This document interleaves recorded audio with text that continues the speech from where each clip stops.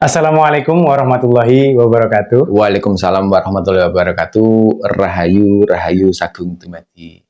Oke, sedulur sedaya, kita ketemu lagi di channel kita Temu Nalar menuju kesadaran, mencapai pencerahan.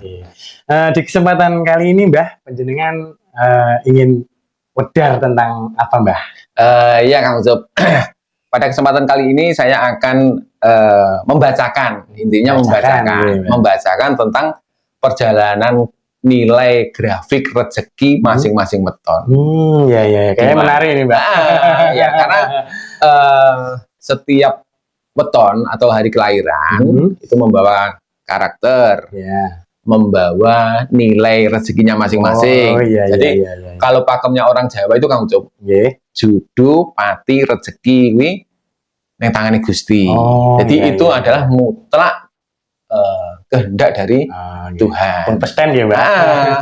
Nah, orang Jawa mempunyai satu formula khusus dalam hal menilai itu yang didasarkan pada ilmu titen, didasarkan pada wisik atau wangsit yang didapat dulu, sehingga itu pada akhirnya dibukukan ke dalam kitab primbon. Jadi primbon itu dari hasil itu tadi ya, Mbak ya. Jadi yang akan saya bacakan di sini nanti, Kang Ucup, itu adalah perjalanan nilai grafik rezeki masing-masing weton didasarkan pada, saya memakai dua sumber, Kang Ucup.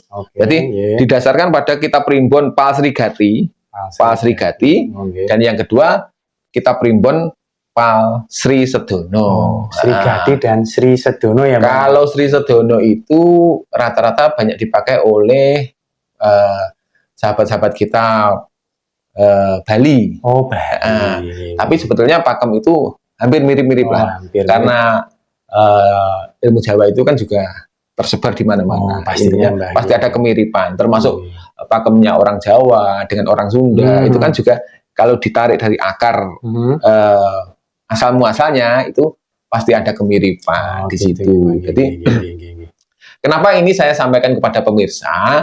Agar pemirsa yang kebetulan tidak punya primbon atau kebetulan malas membaca primbon dan sebagainya, atau memang dia tidak punya koleksi primbon, karena memungkinkan di zaman seperti ini jarang-jarang orang sing ibaratnya gatek nih, atau istilahnya apa itu bahasa Indonesianya, memperhatikan pada pakem-pakem ilmu Jawa, warisan dari leluhur kita itu. Jadi di sini daripada Anda pusing-pusing mencari, mending saya bacakan satu persatu. Tapi dengan catatan, Kang Ucup.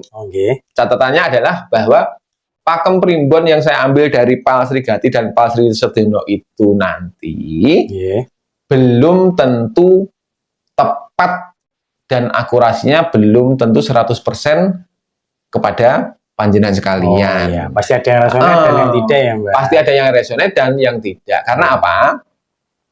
Karena nilai rezeki itu sendiri juga disebabkan oleh banyak faktor. Jadi misalnya gini, misalnya di dalam angka perhitungan Pal Sri Gati, Pal Sri Sedono, untuk kelahiran Senen Kliwon, Kang Ucup. Senen Kliwon misalnya 0 sampai 6 rezekinya 1. Kalau 1 itu nilainya adalah pas, dalam arti gambarannya nilai 1 itu rezekinya hanya cukup untuk mencukupi kebutuhan diri sendiri. Tetapi tidak menutup kemungkinan orang atau anak yang lahir di usia 0 sampai 6 itu ternyata berlimpah. Itu faktor penyebabnya yang namanya rezeki, Kang Ucup. Ada karena karma past life-nya.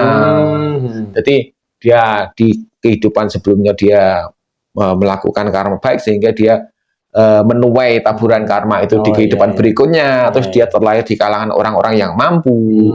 Jadi bukan berarti kalau orang Senen Kliwon itu lahir usia 0 sampai 6 tahun itu rezekinya 1, itu juga tidak mutlak berlaku untuk semua kelahiran Senen Kliwon. Jadi makanya untuk mengingat dan untuk sekedar nasihat, kita sama-sama saling menasihati kepada semua rekan-rekan atau penonton semuanya, bahwa banyak faktor yang mempengaruhi dari rezeki itu sendiri. Dalam arti bahkan apa yang Anda tabur hari ini juga akan berpengaruh terhadap grafik perjalanan hidup dan rezeki Anda. Jadi kalau nanti di dalam bacaan yang saya sampaikan ini ternyata loh, jari sopo wong sekarang saya umur 30 kudune nilainya 0, nyatanya aku malah rezekiku malah penak dan sebagainya. Jangan sampai sing punya pendapat atau beralibi seperti itu terus menyalahkan bacaan. Bacaan ini dibuat di kitab Primbon, yang membuat adalah leluhur-leluhur kita yang notabene adalah manusia-manusia yang adiluhung, manusia-manusia bijaksana, pastinya, dipergunakan sebagai pakem dan wewaler. Kalau memang ternyata cocok juga untuk pegangan, dalam pengertian gini Kang Ucup. Kalau grafik rezeki orang itu sedang dalam nilai yang besar, misalnya seperti ini, Senen Kliwon di usia 24 sampai 30 Kang Ucup, itu nilainya 5. 5 itu dalam kategori bagus, karena 4 itu sendiri sudah bisa dikatakan sempurna. Itu berarti setelah 5, dia akan menemukan di usia 30 sampai 36 rezekinya 1. Berarti 1 ini rezekinya bisa dibilang cukup untuk kebutuhan makan dan sandang. Dia berarti harus mempersiapkan di masa grafik dia menemui angka 5 yang notabene besar tinggi itu, dia juga harus mempersiapkan diri untuk menghadapi grafik berikutnya. Jadi dengan cara apapun dia harus punya kesadaran untuk menabung, untuk berinvestasi, sehingga pada waktu dia menemui grafik di angka rezeki 1, dia juga tidak langsung jatuh, drop atau kaget, kan seperti itu. Jadi misalnya usia 0 sampai 6 dia mendapatkan nilai 1 di Palsri Gati, sementara di Palsri Sedono 0. Terus di usia 6 sampai 12 dia angkanya 6. 6 ini luar biasa Kang Ucup. Jadi nilai di atas 4 itu bisa dikatakan luar biasa. Ini biasanya kalau dalam perjalanan orang mencari rezeki itu pasti perjalanannya enak lah, gampang, segala sesuatunya gampang diraih, gampang dicapai, kan seperti itu. Ini ada nilai puncaknya Mbah mungkin? Ada nilai puncak. Jadi ada nilai puncak yang dicapai oleh beberapa weton, dan nanti akan kita baca semuanya. Di mana nilai tertinggi dari puncak weton itu kalau Palsri Gati nilainya 9, kalau di Palsri Sedono nilainya paling puncak 8. Nah, hal-hal semacam itu bukan berarti membuat kita terus jumawa, nanti umur sekian nilai saya paling besar dibandingkan. Tidak, semua tergantung usaha dan tergantung level kehidupan Anda juga. Ibaratnya kan seperti itu. Jadi misalnya gini, ada teman-teman yang mau mendapatkan nilai 8 atau sudah melewati nilai 8. Aku 8 tapi nyatanya opo, wingi aku yo ngene-ngene. Nah, Anda harus paham dulu level kehidupan Anda. Misalnya Anda lahir sebagai anak orang yang sederhana, sebagai anak petani, profesi Anda juga sebagai petani, terus pada waktu nilai 8 itu mungkin kemudahan-kemudahan yang Anda dapat dan Anda rasakan mungkin ya panen Anda berlimpah, terus kemudahan-kemudahan Anda di dalam mengelola pertanian itu tadi. Jadi kalau level kehidupan Anda sebagai seorang petani ya itu berlimpah dalam kapasitas seorang petani. Disesuaikan standar gitu. Standarnya. Tapi kalau Anda mau berbuat lebih, ibaratnya Anda akan menghadapi nilai 8 atau 9. Wah, ini harus saya persiapkan. Berarti Anda mempersiapkan diri, menambah skill, menambah profesionalitas, terus membuka peluang-peluang usaha, punya keberanian untuk mencoba atau istilahnya apa itu, berspekulasi. Bisa jadi kemungkinan saat Anda menemui angka 9 itu, apa yang Anda upayakan akan menemui titik maksimal, kan seperti itu. Tapi kalau Anda ibaratnya tahu bahwa nanti usia 24 sampai 30 nilai rezeki saya 8. Tapi Anda melakukan segala sesuatunya landai-landai saja atau biasa-biasa saja, stuck. Anda juga paling mungkin akan menemukan satu grafik di mana perjalanan Anda tidak akan banyak berbeda dengan nggak maksimal ya. Makanya usahanya juga kurang. Jadi salah satu manfaat dari kita mengetahui grafik rezeki itu juga untuk kita bisa ibaratnya mengeksekusi angon, di mana saatnya kita itu benar-benar harus maksimal dalam mengupayakan, di mana kita memang harus bersabar, kan seperti itu. Kalau tahu bahwa rezeki kita akan berada di titik 1 atau titik 0, berarti sebelumnya harus mempersiapkan diri untuk menabung, untuk mengupayakan bagaimana agar saat menemui grafik angka 1 atau 0 itu tadi, nanti kita akan tetap bisa survive. Kalau kita tahu bahwa grafik kita akan menemukan grafik nilai yang tinggi, berarti wah ini saatnya saya membuka peluang usaha, membuka apapun ide-ide kreatif, segala sesuatunya harus maksimalkan di situ. Pada akhirnya segala pencapaian itu akan maksimal.